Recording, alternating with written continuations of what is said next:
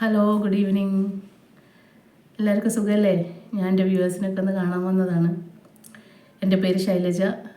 ഞാൻ കണ്ണൂർ ജില്ലയിൽ തലശ്ശേരി ധർമ്മട എന്ന് പറയുന്ന സ്ഥലത്താണ് താമസിക്കുന്നത്. ഒരു സാധാരണ വീട്ടമ്മയാണ്.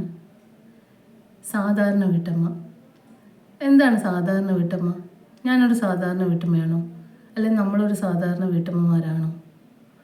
ഞാനിത് പറയാൻ കാരണം, ഞാൻ ഇന്ന് നിങ്ങളോട് ഇങ്ങനെ ഒരു കാര്യം സംസാരിക്കാൻ കാരണം എന്താ വെച്ചാൽ, ഞാനൊരു പരിപാടിയിൽ ഇന്നാൾ പങ്കെടുത്തപ്പോൾ അവിടെ ഒരാൾ ഇങ്ങനെ സംസാരിക്കുകയാണ്. അദ്ദേഹത്തിൻ്റെ പ്രസംഗത്തിനിടയിൽ അദ്ദേഹം പറയുകയാണ്, ഒരു സാധാരണ വീട്ടമ്മക്ക് പോലും ചെയ്യാൻ പറ്റുന്നൊരു കാര്യം, എന്തോ ഒരു കാര്യത്തിനെ പറ്റി പറയുമ്പോൾ അപ്പം എനിക്കത് വല്ലാണ്ട് ഫീൽ ചെയ്തു. കാരണം നമ്മൾ സാധാരണ വീട്ടമ്മ എന്ന് പറയുമ്പോൾ നമ്മൾ അങ്ങനെ ഒരു സാധാരണ വീട്ടമ്മമാരാണോ?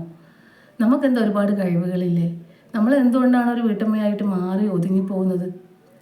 ശരിക്കും ഞാനത് ചിന്തിച്ചപ്പോൾ എനിക്ക് ആ സ്പോട്ടിൽ തന്നെ അദ്ദേഹത്തോട് ചോദിക്കണമെന്നുണ്ടായിരുന്നു, എന്താണ് ഈ സാധാരണ വീട്ടമ്മ എന്ന് നിങ്ങൾ ഉദ്ദേശിക്കുന്നത്? പക്ഷേ എനിക്ക് ഒരു വലിയൊരു സദസ്സായതുകൊണ്ട് ഞാൻ പിന്നെ അത് മനസ്സിൽ തന്നെ വെച്ചു.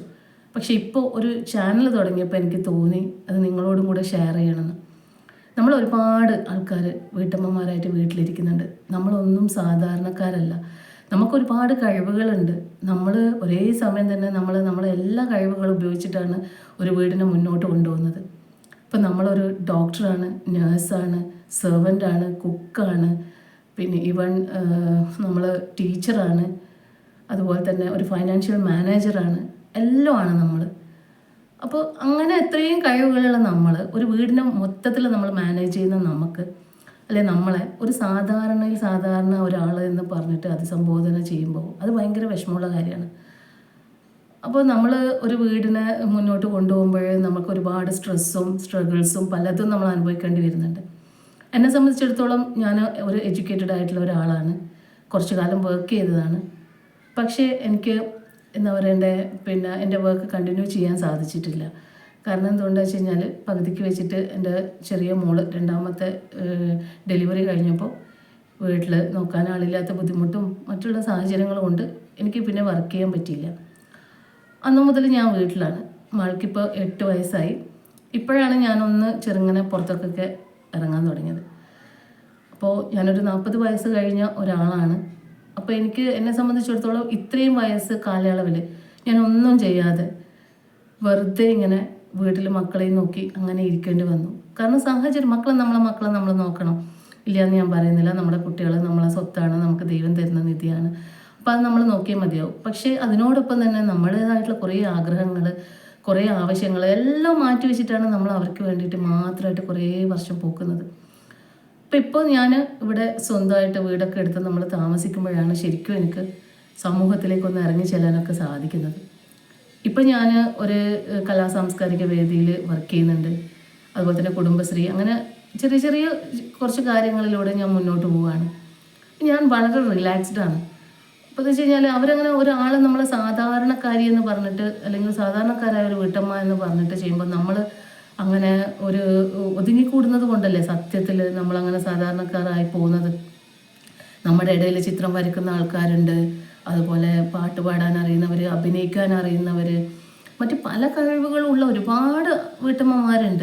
ഇപ്പോൾ ഈ യൂട്യൂബ് ചാനൽ വന്നതിന് ശേഷം ഞാൻ കണ്ട ഏറ്റവും വലിയൊരു ബെനിഫിറ്റ് എന്താ വെച്ച് കഴിഞ്ഞാൽ, നല്ല വയസ്സുള്ള അമ്മമാരും നമ്മളെപ്പോലത്തുള്ള ആൾക്കാരും ചെറിയ കുട്ടികളും ഒക്കെ വളരെയധികം എൻജോയ് ചെയ്തിട്ട് യൂട്യൂബിൽ വീഡിയോസൊക്കെ ഇറക്കുന്ന, ആരും വീട്ടിൽ വെറുതെ ഇരിക്കുന്നില്ല എന്ന ആ സിറ്റുവേഷൻ കുറേ മാറിയിട്ടുണ്ട്. എങ്കിലും ചില ആൾക്കാർ ഇപ്പോഴും നമ്മളെ ഒരു ഒന്നിനും പറ്റാത്തൊരാൾ എന്നുള്ള രീതിയിൽ മാറ്റി നിർത്തുന്നുണ്ട്. നമ്മളെ പറ്റി ഒരു ഇൻ്റർവ്യൂ എടുക്കാൻ സത്യത്തിൽ ആരെങ്കിലും വരുന്നുണ്ടോ? ഒരു വീട്ടമ്മയുടെ ഒരു ലൈഫ് ഒരു ഇൻ്റർവ്യൂ ചെയ്യണം, ആരും വരുന്നില്ല. എന്തുകൊണ്ടാണ്?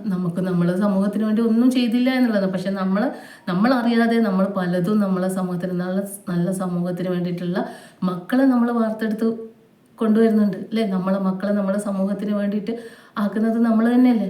അവർക്ക് വേണ്ടി രൂപപ്പെടുത്തുന്നത് നമ്മൾ തന്നെയല്ലേ?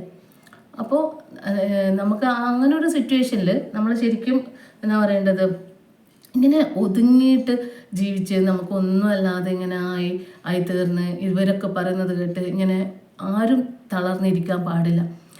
വീട്ടിൽ ഒന്നും ചെയ്യാതെ ഇരിക്കുന്ന ആൾക്കാർക്ക് വേണ്ടിയിട്ടാണ് ഞാനിപ്പോൾ പറയുന്നത്.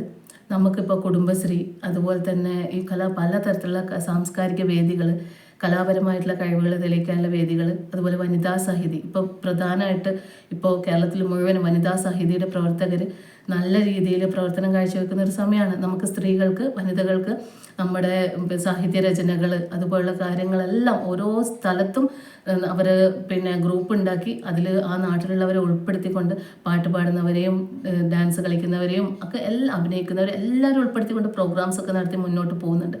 അപ്പോൾ അതിലൊക്കെ നമ്മളൊക്കെ ജോയിൻ ചെയ്യുക പറ്റുന്നവർ. പിന്നെ ആരും വീട്ടിൽ ഭാര്യമാരെ അല്ലെങ്കിൽ അമ്മയെ അങ്ങനെ വീട്ടിൽ നിൽക്കേണ്ട ഒരാളായെന്ന് വെച്ചാൽ മാറ്റി നിർത്തരുത് പ്ലീസ്. എല്ലാവരും എന്ത് ചെയ്യുക, പുറത്തേക്ക് വിടാൻ അനുവദിക്കുക. ഞാൻ കണ്ടിട്ടുണ്ട് എൻ്റെ ഫ്രണ്ട്സിൽ തന്നെ ഒന്നും ചെയ്യാൻ സാധിക്കാതെ അനുവാദം കിട്ടാതെ തൻ്റെ കഴിവുകൾ മറച്ചു വെച്ച് വീടിൻ്റെ അകത്ത് ഒന്നും ചെയ്യാതെ ഇരിക്കുന്ന ഫ്രണ്ട്സുമാരെ ഞാൻ കണ്ടിട്ടുണ്ട്. എനിക്ക് അവരോട് ഭയങ്കര സങ്കടം തോന്നിയിട്ടുണ്ട്. അതുപോലെ തന്നെ ഡിപ്രഷനായിട്ട് ഒന്നും ചെയ്യാനില്ലാതെ ആരോടും ഒന്നും പറയാനില്ലാതെ ഇങ്ങനെ ഡിപ്രഷൻ അടിച്ച് നിൽക്കുന്ന ഫ്രണ്ട്സുമാരും എൻ്റെ അറിവിലുണ്ട്.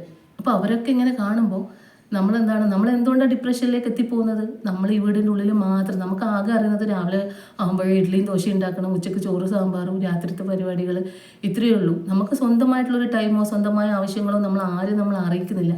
നമ്മൾ എന്തെങ്കിലും ചെയ്തുകൊണ്ടിരിക്കുമ്പോഴായിരിക്കും പെട്ടെന്ന് ഒരാൾ കയറി വരുന്നത്. അപ്പോൾ നമ്മൾ അതിലേക്ക് മാറി. പിന്നെ അതുപോലെ മക്കൾ അവരുടെ ആവശ്യങ്ങൾക്ക് വേണ്ടി നമ്മൾ വിളിക്കുന്നത് അല്ലേ. അപ്പോൾ നമ്മൾ ഉറങ്ങുമ്പോഴായിരിക്കും അവർക്ക് എന്തെങ്കിലും വേണ്ടി വരിക. അല്ലെങ്കിൽ നമുക്കൊരു അസുഖമുള്ള സമയത്ത് പനി പിടിച്ച് നമ്മൾ കിടക്കുമ്പോഴും നമുക്ക് കിടക്കാൻ സാധിക്കാറില്ല. അപ്പോൾ നമ്മൾ സാധാരണക്കാരാണോ? അല്ല. നമ്മൾ പനി പിടിച്ചാലും നമ്മൾ എന്ത് ചെയ്യുന്നുണ്ട്, അവർക്ക് വേണ്ടിയിട്ട് നമ്മൾ എഴുന്നേറ്റ് ആവശ്യമുള്ള ഒരു കഞ്ഞിയെങ്കിലും അവർക്ക് വെച്ചു കൊടുക്കാൻ നമ്മൾ തയ്യാറാവാറുണ്ട് അല്ലേ. ഒരമ്മ ഒരു ദിവസം ഒന്നും ചെയ്യാതെ അല്ലെങ്കിൽ ഒരു വീട്ടിലില്ലാത്തൊരവസ്ഥയിൽ ആ വീടിൻ്റെ സിറ്റുവേഷൻ അന്ന് ആ ദിവസം അവിടെ പോയി നോക്കിയാൽ മനസ്സിലാവും. വീടിൻ്റെ അകം കണ്ടു കഴിഞ്ഞാൽ, അതുപോലെ തന്നെ അടുക്കള കണ്ടു കഴിഞ്ഞാൽ ഒക്കെ നമുക്ക് മനസ്സിലാക്കാൻ പറ്റും. അപ്പോൾ നമ്മളങ്ങനെ ആരും അടുക്കളയിൽ ഒതുങ്ങി ജീവിക്കാതെ എല്ലാവരും പുറത്തേക്ക് പറ്റാവുന്നത് എല്ലാ എൻഗേജ്മെൻറ്റ്സിലും, ഇപ്പോൾ കുടുംബശ്രീയിലൊക്കെ നമുക്ക് ഒരുപാട് ലോണും അതുപോലെ തന്നെ സബ്സിഡികളും എല്ലാം ആയിട്ട് പല കാര്യങ്ങളും ഗവൺമെൻറ് ചെയ്തു തരുന്നുണ്ട്. അപ്പോൾ അതിലൂടെയൊക്കെ പുതിയ പുതിയ പ്രോജക്റ്റുകളൊക്കെ തുടങ്ങാൻ പറ്റുന്നവർ അങ്ങനെ ചെയ്യുക. അല്ലെങ്കിലും ഇതുപോലെ മറ്റ് പ്രവർത്തനങ്ങളിലും പരിപാടികളിലും പങ്കെടുക്കാൻ പറ്റുന്നവർ അങ്ങനെ ചെയ്യുക. നമ്മളെ സാധാരണക്കാരെന്ന് വിളിക്കുന്നവരുടെ ഇടയിലേക്ക് നമ്മൾ ഒരിക്കലും പോകരുത്. അവരുടെ ഇടയിൽ നമ്മൾ ജീവിച്ച് കാണിച്ചു കൊടുക്കുക നമ്മൾ സാധാരണക്കാരല്ല. നമ്മൾ അപ്പോൾ കുറച്ചായിട്ട് എന്ത് ചെയ്യും, ഇപ്പോൾ തന്നെ കുറച്ച് കാര്യങ്ങളിലൊക്കെ ഞാൻ മുന്നോട്ട് പോകുന്നു. കുറച്ച് ചെറിയ ചെറിയ പാർട്ടി പ്രവർത്തനവും മറ്റുള്ള പ്രവർത്തനങ്ങളും ഒക്കെ ഉള്ള ഒരാളാണ് ഞാൻ. അപ്പം അങ്ങനെ പോകുന്നതുകൊണ്ട് തന്നെ പലർക്കും എന്നെ അറിയാം. പലരും നാട്ടിലിറങ്ങുമ്പോൾ പരിചയത്തോടെ അല്ലെങ്കിൽ നല്ല രീതിയിൽ എൻ്റെ അടുത്ത് വന്ന് സംസാരിക്കുമ്പോൾ എനിക്ക് എപ്പോഴും തോന്നുന്നുണ്ട് ഈ 40 വയസ്സ് വരെ അല്ലെങ്കിൽ ആ ഒരു കാലഘട്ടം വരെ ഞാൻ എൻ്റെ ജീവിതം ശരിക്കും ഒഴിവാക്കിയതല്ലേ, നഷ്ടപ്പെടുത്തിയതല്ലേ എന്ന് എനിക്ക് തോന്നാറുണ്ട്. അപ്പോൾ നമ്മളെക്കാളും ചെറിയ പെൺകുട്ടികളോട് എനിക്ക് പറയാനുള്ളത്, ജോലി ചെയ്യുന്നവരൊക്കെ ജോലി ചെയ്യുക. ഇനി വീട്ടിലിരിക്കുന്നവരാണെങ്കിൽ എന്തെങ്കിലും ഒരു എൻഗേജ്മെൻറ്റ്, നമുക്കൊരു ഏൺ ചെയ്യാൻ പറ്റുന്ന ഒരു എൻഗേജ്മെൻറ്റിലേക്ക് നമ്മൾ ഏർപ്പെടുക. വിദ്യാഭ്യാസം ഉള്ളവരാണെങ്കിൽ ആ രീതിയിൽ, ഇനി വിദ്യാഭ്യാസം കുറവുള്ളവരാണെങ്കിൽ അവർക്ക് അതിൻ്റേതായ രീതിയിലുള്ള ഒരുപാട് കാര്യങ്ങളുണ്ട്. അത് കണ്ടെത്തിയിട്ട് നമ്മൾ മുന്നോട്ട് വന്നേ മതിയാവും. കാരണം അല്ലെങ്കിൽ നമ്മളിങ്ങനെ ഒന്നുമല്ലാതെ സമൂഹത്തിന് വേണ്ടാത്ത ആൾക്കാരായിട്ട് ഇങ്ങനെ ജീവിച്ച് നമ്മുടെ ജീവിതം തീർക്കുന്നൊരവസ്ഥ വരും. ഒരിക്കലും അതുണ്ടാവരുത്. നമ്മളെപ്പോഴും പോസിറ്റീവായിട്ട് മുന്നോട്ട് പോവുക. എൻ്റെ ചില ഫ്രണ്ട്സ് എന്നെ വിളിച്ചിട്ട് പറയും, എടാ ഭയങ്കര ഡിപ്രഷൻ പോലെയാണ്, എനിക്കിപ്പോൾ ഒന്നും പറയാൻ പറ്റുന്നില്ല, ഒന്നും സംസാരിക്കാൻ പറ്റുന്നില്ല, ആകെ കൂടെ ഞാനിപ്പോൾ ഭയങ്കര ഗ്ലൂമിയാണ്, എനിക്ക് എൻ്റെ അഭിപ്രായങ്ങൾ കേൾക്കാൻ ആരുമില്ല. എന്നെ വിളിച്ചിട്ട് കുറച്ച് സമയം സങ്കടം പറയും. അപ്പോൾ ഞാൻ അവർക്ക് കുറച്ച് സമയത്തേക്കെങ്കിലും ഒരു 5 മിനിറ്റെങ്കിലും അവർക്ക് ഞാനിങ്ങനെ കുറേ കാര്യങ്ങൾ അങ്ങനെ ഇത് ചെയ്യാൻ പാടില്ല, പാട്ട് കേൾക്കുക അല്ലെങ്കിൽ നല്ലൊരു സിനിമ കാണുക, അങ്ങനെയൊക്കെ ചെയ്തിട്ട് നമ്മൾ കുറച്ച് സമയം അങ്ങനെ വിഷമം തോന്നുന്ന സമയങ്ങളിൽ നമ്മൾ എൻഗേജ്ഡ് ആവുക. എന്നിട്ട് കഴിയുന്നതും എന്തെങ്കിലും ഒരു കാര്യത്തിലേക്ക് പോവുക. അപ്പം ഞാനിപ്പോൾ യൂട്യൂബ് ചെയ്യുമ്പോൾ ഞാൻ വളരെ റിലാക്സ്ഡ് ആണ്. കാരണം ചെറിയ മോളാണ് ഇത് തുടങ്ങി വെച്ചത്. പക്ഷേ എനിക്ക് എൻ്റേതായിട്ടുള്ള ചെറിയ ചെറിയ കാര്യങ്ങൾ, അധികം ഞാൻ റിയൽ ആയിട്ടുള്ള കാര്യങ്ങൾ തന്നെയാണ് ഇടുന്നത്. ആക്ടിങ് എന്നുള്ള രീതിയിൽ അല്ലാതെ കുറച്ച് റിയൽ ആയിട്ടുള്ള കാര്യങ്ങളും അങ്ങനെയുള്ള കാര്യങ്ങളൊക്കെ ഇട്ടിട്ടാണ് ഞാൻ മുന്നോട്ട് പോകുന്നത്. ഞാൻ വളരെ ഹാപ്പിയാണ്. എനിക്കിപ്പോൾ സമയമില്ല. കാരണം ഇതൊക്കെ നോക്കി ഓരോരോ വീഡിയോസും എങ്ങനെയുണ്ടെന്ന് നോക്കുക, വ്യൂസ് നോക്കുക, ഇതൊക്കെയാണ് എൻ്റെ ഇപ്പോഴത്തെ മെയിനായിട്ടുള്ള ജോലി. അപ്പോൾ ഞാൻ ഈ ഒരു ലൈഫിൽ റിലാക്സ്ഡ് ആണ്. പിന്നെയെന്ന് വെച്ച് കഴിഞ്ഞാൽ നമ്മളെ ഹസ്ബൻഡിൻ്റെ അടുത്ത് നിന്ന് നമുക്ക് കിട്ടുന്ന സപ്പോർട്ട്, എന്നെ സംബന്ധിച്ചിടത്തോളം എനിക്ക് കിട്ടിയ ഏറ്റവും വലിയ ഭാഗ്യം എന്ന് പറയുന്നത് ഹസ്ബൻഡാണ്. അദ്ദേഹം എനിക്ക് ഒരുപാട് സപ്പോർട്ടാണ്. അപ്പോൾ അങ്ങനെയുള്ള ആളുകൾ അങ്ങനെ അവരുടെ ഭാഗത്തുനിന്ന് സപ്പോർട്ട് അവരുടെ സപ്പോർട്ടും കൂടെ ഉൾപ്പെടുത്തിക്കൊണ്ട് എന്ത് ചെയ്യുക, കഴിയുന്നതും നല്ല നല്ല പ്രവർത്തനങ്ങളായിട്ട് മുന്നോട്ട് പോവുക. നമ്മൾ അങ്ങനെ അടുക്കളയിൽ നമ്മൾ ലളിതാംബിക അന്തർജനം അവരുടെ കൃതിയിൽ പറഞ്ഞതുപോലെ അടുക്കളയിൽ നിന്ന് അരങ്ങത്തേക്ക് എന്ന് പറഞ്ഞ പോലെ നമ്മളെപ്പോഴും എന്ത് ചെയ്യുക, പുറത്തേക്ക് വരിക. ഞാൻ ചെറിയ രീതിയിൽ പാട്ടൊക്കെ പാടുന്ന ഒരാളാണ്. ഞാനിപ്പോൾ ചെറിയ ചെറിയ സ്റ്റേജ് ഷോയിലൊക്കെ പാടാനൊക്കെ പോകുന്നുണ്ട്, ചെറിയ രീതിയിൽ. അത് ചിലപ്പോൾ സമൂഹത്തിൽ ചില ആൾക്കാർ അയ്യോ എന്തിനാണിത് അങ്ങനെ ഇങ്ങനെയെന്നൊക്കെ ചോദിക്കുന്നൊക്കെ ചോദ്യങ്ങളൊക്കെ എൻ്റെ അടുത്ത് ചോദിച്ചവരുണ്ട്. അത് വേറെ കാര്യം. ഞാൻ നെവർ മൈൻഡ്, അതിൻ്റെ ആവശ്യമില്ല. എനിക്ക് പറ്റുന്ന എനിക്കൊരു കഴിവ് തന്നതാണ് ദൈവം, അപ്പോൾ എനിക്കത് യൂസ് ചെയ്യാൻ പറ്റുക, അത്രയും ഞാൻ ഉദ്ദേശിക്കുന്നുള്ളൂ. അപ്പം ഞാൻ പറഞ്ഞു വന്നത് സാധാരണക്കാരിയല്ല ഒരു വീട്ടമ്മയും, കേരളത്തിലുള്ള ഒരു വീട്ടമ്മയും സാധാരണക്കാരിയല്ല. ഒരു ആൾ നമ്മളോട് ജോലിയില്ലേ എന്ന് ചോദിക്കുമ്പോൾ അയ്യോ ജോലിയൊന്നും ആയിട്ടില്ലല്ലേ, അയ്യോ ജോലിയൊന്നും ഇല്ല ഇത്രയും പഠിച്ചിട്ടെന്ന് പറയുമ്പോൾ നമ്മൾ അനുഭവിക്കുന്ന ആ ഒരു മാനസിക വിഷമമുണ്ടല്ലോ. PSCയും കാര്യങ്ങളൊക്കെ എഴുതി കഷ്ടപ്പെട്ടിട്ടായിരിക്കും ചിലപ്പോൾ ഒന്നിലും കിട്ടാതെയോ അങ്ങനെയൊക്കെ നമ്മളായിപ്പോകുന്നത്. ശ്രമിക്കുന്നവരല്ലെങ്കിൽ ശ്രമിച്ചുകൊണ്ടിരിക്കുന്നവരല്ലേ, ശ്രമിച്ചിട്ട് പരാജയപ്പെട്ടിട്ടോ അല്ലെങ്കിൽ ലിസ്റ്റിൽ വന്നിട്ടും കിട്ടാത്തവരൊക്കെ നമ്മുടെ കൂട്ടത്തിലുണ്ട്. അപ്പോൾ നമ്മൾ എന്ത് ചെയ്യുക, അതൊക്കെ മറന്നേക്കുക. ഇനിയിപ്പോൾ നമുക്ക് വരാൻ പോകുന്ന ഒരുപാട് കാര്യങ്ങൾ, നല്ല നല്ല പ്രവർത്തനങ്ങൾ, പ്രവർത്തനങ്ങളിലൂടെ നമ്മളെ മൈൻഡിനെങ്കിലും റിലാക്സ്ഡ് ആക്കിയിട്ട് നമുക്ക് മുന്നോട്ട് പോകാൻ സാധിക്കണം. അപ്പോൾ എല്ലാവരും പുതിയ പുതിയ കാര്യങ്ങളിൽ എൻഗേജ്ഡ് ആവുക. സാധാരണ ഒരു വീട്ടമ്മ എന്നൊരാൾ പറയുമ്പോൾ അല്ല, ഞാൻ സാധാരണക്കാരിയല്ല, ഞാനാണ് ഈ ഒരു സമൂഹത്തിന് വേണ്ട നല്ല പ്രതിനിധികളെ വാർത്തെടുക്കുന്നതിൽ പ്രധാനപ്പെട്ട ഒരു കണ്ണി ഞാനാണ് എന്നും കൂടെ നമുക്ക് പറയാൻ സാധിക്കണം, അല്ലെങ്കിൽ നമുക്ക് സാധിക്കും. അപ്പം നമ്മൾ അത്രയും പവറുള്ള ഒരു വീട്ടമ്മയാണ് എന്ന് ഓരോരുത്തരും സമൂഹത്തിനോട് വിളിച്ച് പറയുക, അതിന് വേണ്ടുന്ന പ്രവർത്തനങ്ങൾ ചെയ്യുക. ഓക്കെ.